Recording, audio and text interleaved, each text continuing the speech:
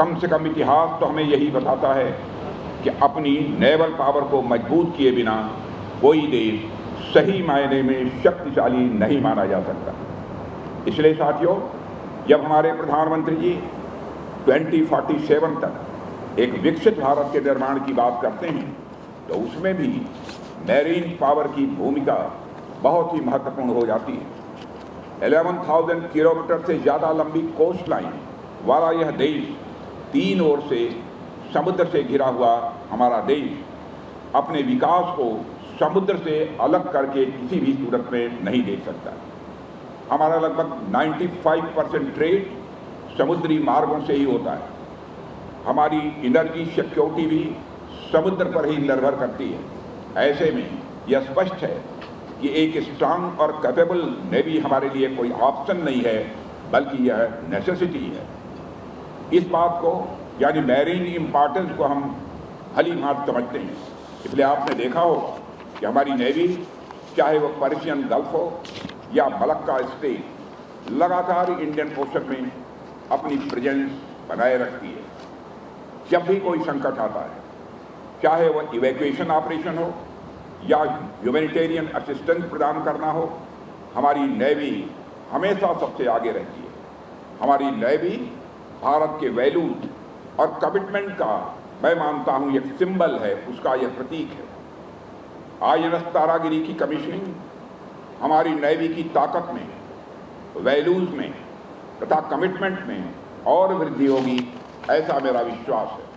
साथियों, आज का सिक्योरिटी इन्वायरमेंट तेजी से बदल रहा है और आप सभी ये महसूस कर रहे होंगे कि मैरीटाइम डोमेन अब कितना यह महत्वपूर्ण हो गया है। ऐसे में अथाह समुद्र में अनेक सेंसिटिव पॉइंट्स भी हैं जहां हमारी नेवी ने गुड्स की स्मूथ सप्लाई को इंश्योर करने के लिए लगातार अपनी एक्टिव प्रेजेंस दर्ज कराई है।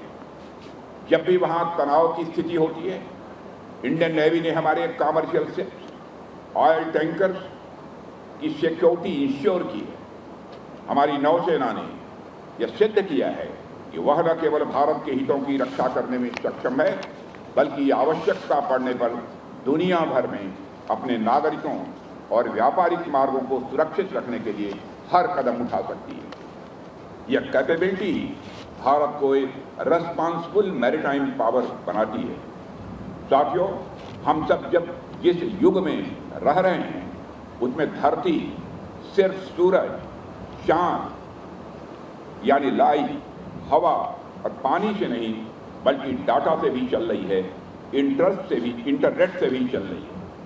हम एक तरह के डिजिटल युग में इस समय जी रहे हैं और आज के डिजिटल युग में समुद्र की एक और महत्वपूर्ण भूमिका है, जिस पर आम लोगों का ध्यान कंपैरेटिवली कम जाता है, और वह भूमिका जुड़ी है अंडर सी इंटरनेट केबल्स से। दुनिया का अधिकांश डाटा इन्हीं केबल्स के माध्यम से एक देश से दूसरे देशों तक पहुंचता है।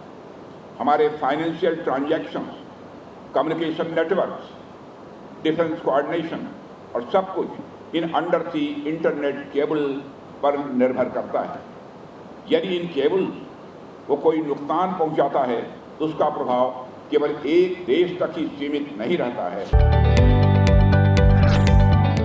जदि आपंक आम भिडी भल लगा तेब आम चैनल को लाइक, शेयर और सब्सक्राइब करने को जमा भी भूलु नहीं।